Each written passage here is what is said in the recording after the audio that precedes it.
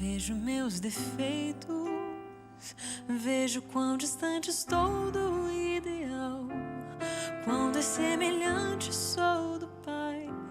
Levo minhas cargas, levo minhas dores, minhas cicatrizes mostram bem o quanto me feri, me machuquei.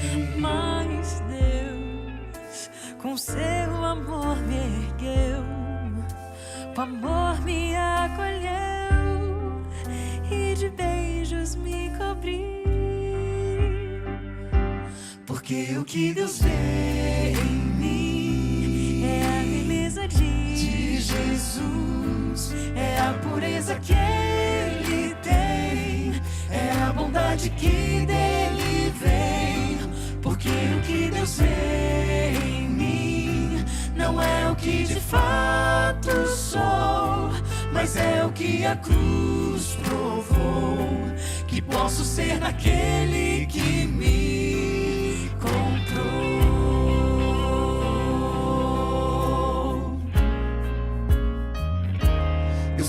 para a vida, pras batalhas dos meus dias.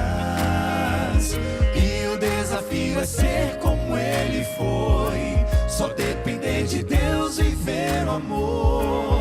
Peço todo dia que ele seja o guia, ponha seu espírito em mim, me torne habilitado pra servir.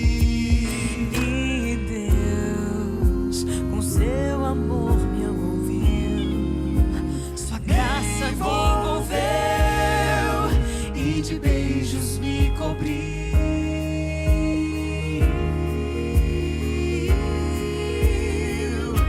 Porque o que Deus vê em mim é a beleza de Jesus, é a pureza que Ele tem, é a bondade que dele vem. Porque o que Deus vê em mim não é o que de fato sou, mas é o que a cruz provou, que posso ser naquele que me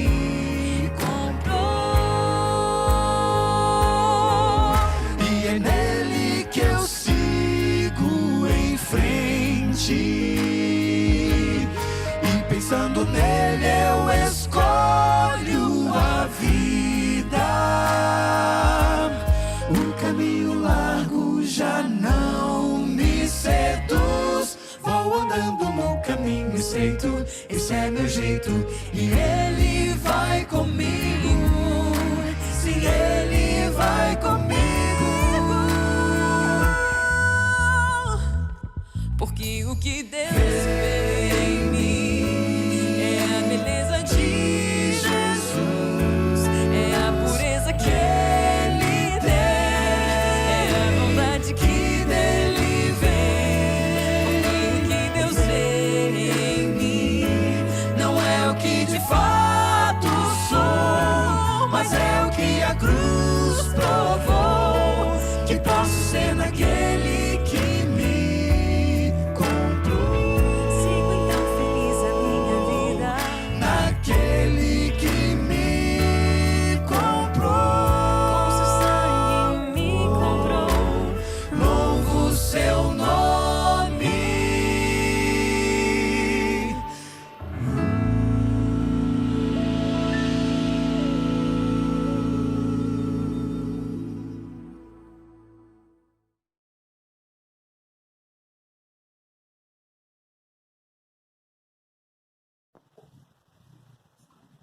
Olá pessoal, eu desejo que os irmãos tenham um culto abençoado. Na verdade, nosso culto já está correndo, né?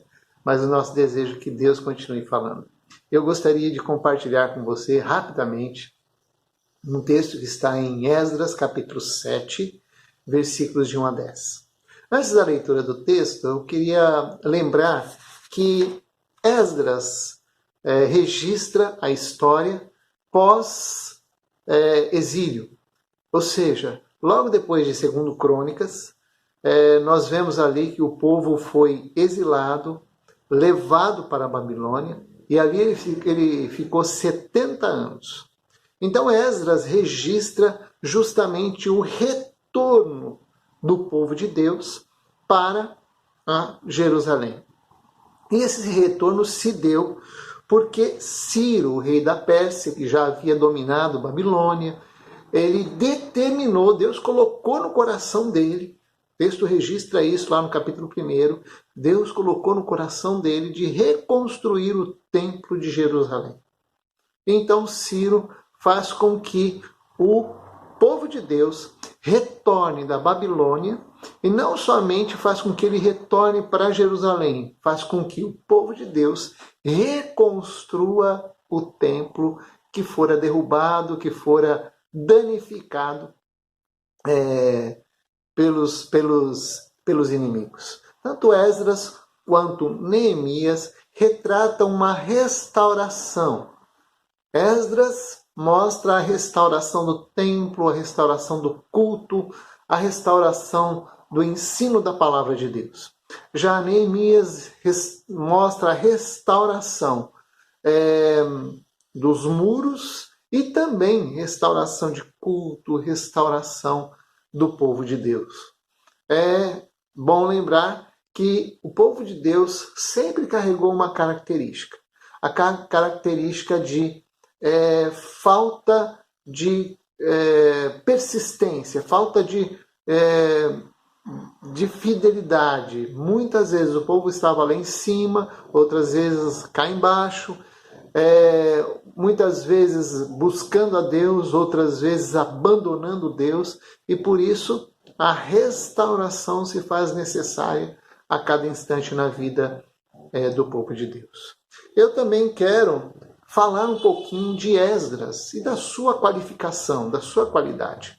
Eu falo com muito cuidado porque quando se fala da biografia de alguém, não queremos que a Igreja do Senhor, que as pessoas que fazem parte da Igreja do Senhor sejam cópias ou reprodução de um personagem da Palavra de Deus.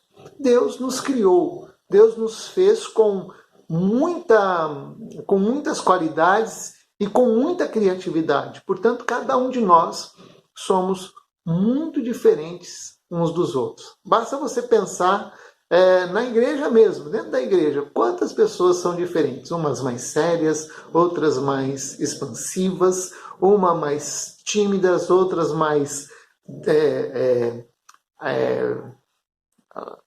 atiradas, e assim vai.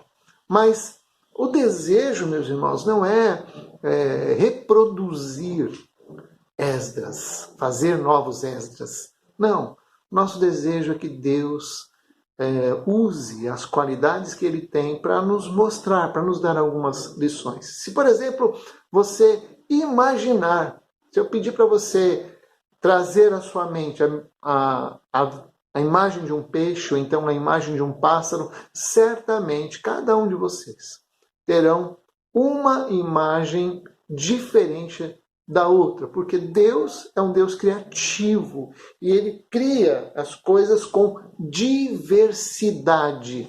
Nós somos seres criados por Deus com características diferentes. No entanto, eu quero frisar que Deus não quer cópias de Esdras. Ele nos ama como somos. Ele deseja que cada um glorifique a Deus com as suas características.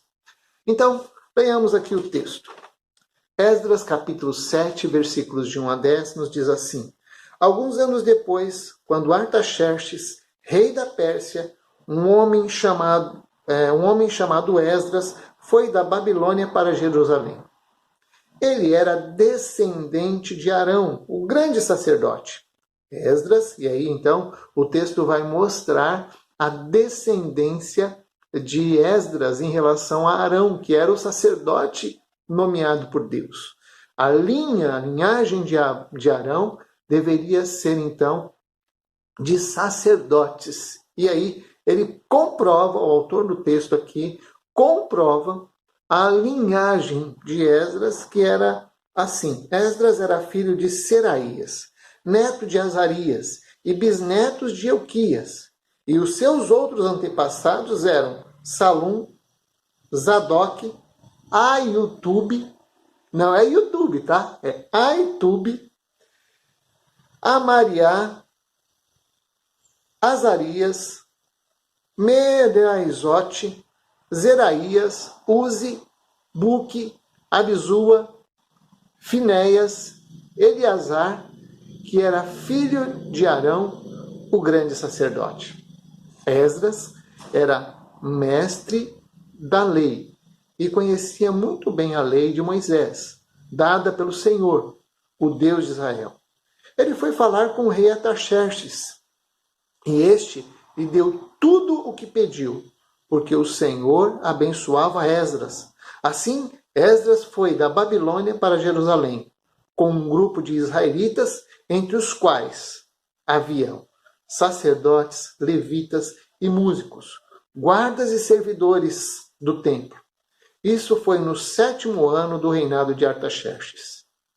Eles saíram da Babilônia no dia 1º do mês e com a ajuda de Deus chegaram a Jerusalém no dia 1º do 5º mês.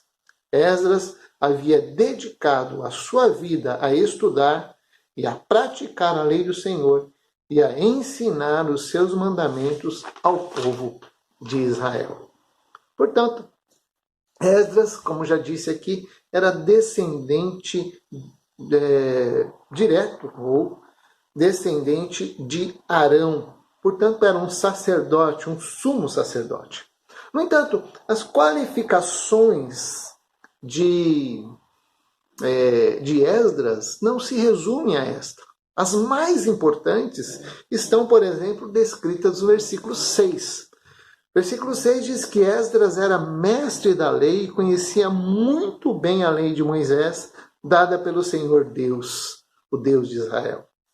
Ele era um escriba versado na lei de Moisés, dada pelo Senhor. E não só isso. Verso 6 continua dizendo que a boa mão de Deus estava com o Senhor. A boa mão do Senhor estava com Esdras. Portanto, esta é uma grande característica de Esdras. Primeiro, porque ele era versado. Havia domínio da palavra de Deus. A palavra de Deus diz que nós devemos ser bons dispenseiros. A palavra de Deus diz que nós devemos dominar bem a sua palavra, entender bem aquilo que nós lemos, aquilo que nós aprendemos, aquilo que Deus quer transmitir através da sua palavra, que é a Bíblia. Por isso, a importância de nós buscarmos a Deus, e não apenas buscarmos a Deus em oração, mas buscarmos também como conhecedores da palavra de Deus, não como mero conhecedores, mas precisamos conhecer e manejar bem a palavra da verdade. Uma outra característica é que a boa mão do Senhor estava com Esdras. Por que a boa mão do Senhor estava com Esdras? Não era porque ele era bonitinho, não é porque ele era descendente de Arão, mas era porque era um homem que agradava a Deus. Ele tinha em seu coração cumprir a palavra do Senhor. Nós vamos ver isso mais um pouquinho à frente. Esdras tinha grandes qualidades. No entanto, ainda assim, é bom lembrar que o verso 7 indica que Esdras foi acompanhado por um grupo qualificado que certamente o ajudou na sua tarefa. O verso 7 diz que com ele, um grupo de israelitas, entre eles haviam sacerdotes, levitas, músicos, guardas e servidores do templo. Isso foi no 7º ano do rei Artaxerxes. Então, o registro aqui da história mostra que ainda que Esdras tivesse tantas boas qualidades, ele não poderia fazer as coisas sozinho. Nós não fazemos as coisas, a obra de Deus não se faz sozinha. Nós temos orado para que Deus mande uma pessoa que seja segundo o coração de Deus. Temos orado para que Deus permita que um pastor que ame a palavra do Senhor, que seja zeloso pela sua palavra, venha a serviço da Igreja Batista Nova Sião. No entanto, é sempre bom lembrar que um líder não faz as coisas sozinho. Um líder precisa de outras pessoas. Eu tenho um amigo, Edivaldo Fernandes Rosa, que ele costuma dizer o seguinte: que o líder não é aquele que trabalha por 10, mas aquele que consegue colocar 10 pessoas para trabalhar. De fato, o líder precisa de outras pessoas, precisa da colaboração. Ele não tem que ser um mandão, ele não tem que ser daquele autoritarista, mas ele precisa de pessoas para fazer a obra do Senhor. Não se faz a obra de Deus sozinho.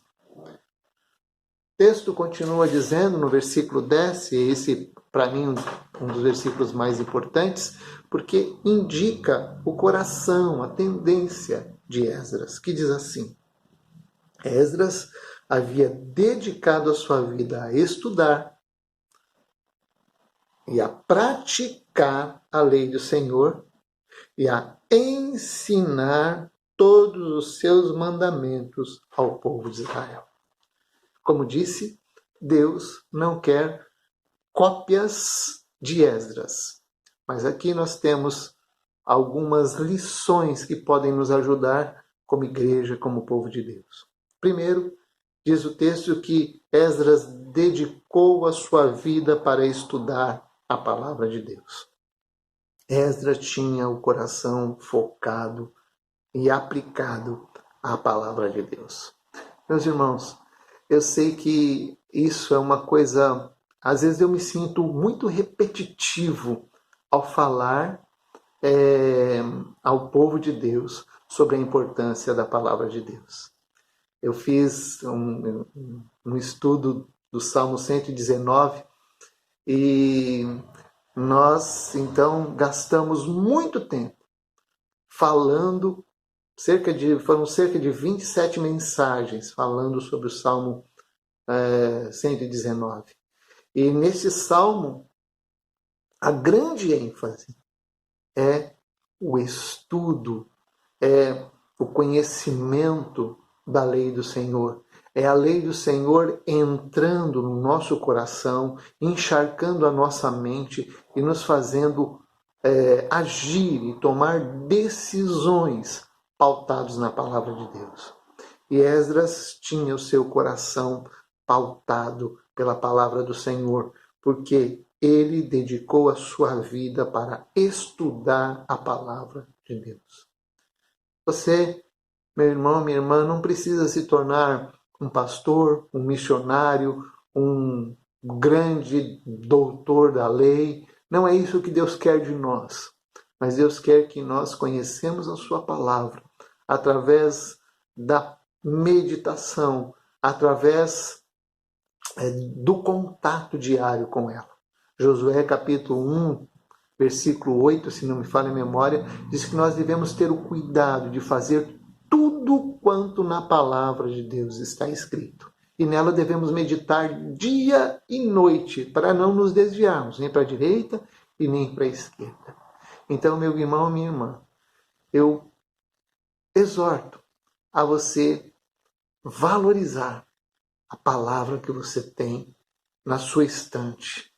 Talvez ela esteja lá criando pó, mas ler talvez canse, dá sono, dá dor na vista, mas ler e estudar a palavra de Deus é algo que nós devemos cultivar no nosso dia a dia. Segundo lugar, diz o texto que Esdras não apenas dedicou a sua vida para estudá-la, mas também dedicou a sua vida para praticar a palavra de Deus. Ah, queridos irmãos, o conhecimento sem a prática não tem valor.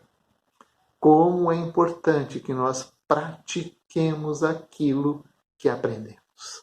Então, coloque em prática a palavra do Senhor. Tiago, capítulo 1, se não me engano, no versículo 22, diz assim: não sejam somente ouvintes da palavra de Deus, mas praticantes.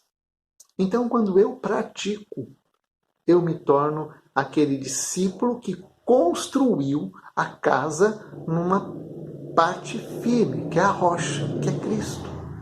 Meus irmãos, lá em Mateus capítulo 7, a conclusão lá do Sermão do Monte mostra dois construtores, né? Aquele que construiu a sua casa sobre a areia e aquele que construiu a sua casa sobre a rocha. A palavra nos mostra ali que aquele que ouve e põe em prática é semelhante àquele que construiu a sua casa sobre a rocha. E vieram as tempestades. E as tempestades foram diversas, né? vento do lado, chuva de cima, enchentes vindas de baixo, deram com ímpeto contra aquela casa e ela não caiu. Estudar a palavra de Deus, praticar a palavra de Deus não nos isentará de problemas e de dificuldades, mas certamente nos fará homens e mulheres mais firmes no Senhor. Como diz aquele hino, firmes na promessa de Jesus. Terceira característica de Esdras é que ele foi útil com o que aprendeu. Veja aí o versículo, ele diz, versículo 10, Esdras havia dedicado a sua vida para estudar e a praticar a lei do Senhor. E mais, e a ensinar todos os seus mandamentos ao povo de Israel. Então, você quer dizer, pastor, que eu devo ser agora um professor da palavra de Deus? Não, há dons para isso. No entanto, eu quero frisar, meus irmãos, a importância de nós queremos ser úteis com aquilo que nós temos aprendido. Eu fiz o meu seminário, já tem muitos anos, talvez uns 35 anos, já quase. Eu terminei o seminário, mas eu me lembro do primeiro dia de aula, quando o pastor Werner Kachel, diretor daquela faculdade, veio e trouxe uma palavra aos alunos que estavam iniciando. Ele disse o seguinte: se você está aqui para adquirir conhecimento, então eu vou pedir para que você não faça esse curso, porque o que nós queremos são obreiros que façam a obra de Deus. Portanto, eu quero falar com você agora. É muito importante o conhecimento da palavra de Deus, estudar a palavra de Deus, mas também é bom que nós não apenas a coloquemos em prática nas nossas vidas, mas façamos com que tudo que nós aprendemos seja útil na vida do povo de Deus. E assim Esdras estava fazendo. Na verdade, Esdras estava cumprindo a segunda etapa daquilo que Deus colocou no coração daquele rei. Primeiro, ele veio, mandou o povo, a reconstrução do templo. O templo, na verdade, ele simboliza a presença de Deus no meio do povo. Agora, Esdras vem para edificar aquele povo, para preparar aquele povo, para solidificar aquele povo. Eu gosto muito de um texto que está em Efésios, capítulo 3, eu acho, eu não me lembro agora, eu sou muito ruim de endereço às vezes, mas diz que Deus colocou entre o povo de Deus evangelistas, profetas, pastores, mestres. Para quê? Para equipar o povo de Deus, para tornar esse povo de Deus um povo de Deus maduro e um povo que não seja levado por qualquer vento de doutrina.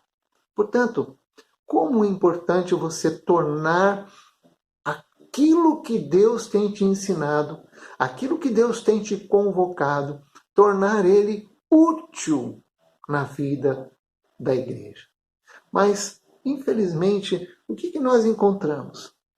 Muitas vezes nós encontramos gente muito interessada em aprender a palavra de Deus, muito interessada em colocá-la em prática, mas muitas vezes a grande desculpa que nós damos é: eu não estou preparado.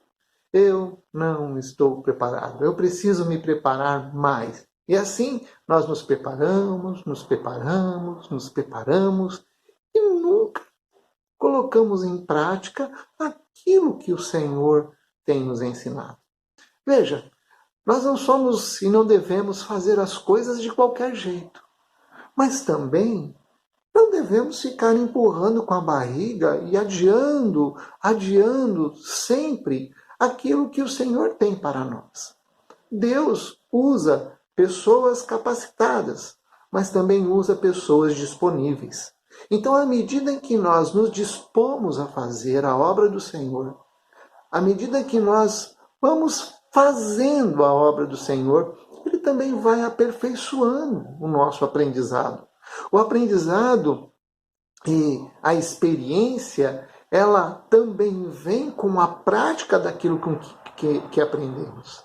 Eu quero propositadamente exortar a igreja nesse sentido, porque, infelizmente, nos nossos arraiais, muitas pessoas acabam dizendo assim: ah, como fulano é preparado, como fulano é bom, como Beltrano trabalha bem.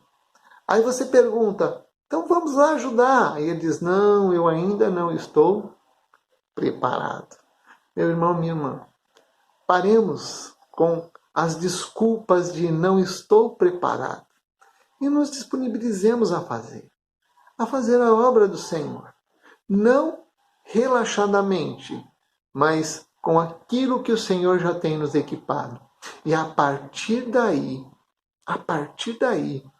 nós vamos melhorando o nosso trabalho e o Senhor vai nos capacitando e vai usando aquilo que nós temos. É bom que nos preparemos, mas também é bom que nós nos empenhemos a fazer a obra de Deus. Ah, meu irmão, minha irmã, como é um privilégio poder, de alguma forma, ser útil na obra do Senhor. Eu sei que nós somos servos inúteis.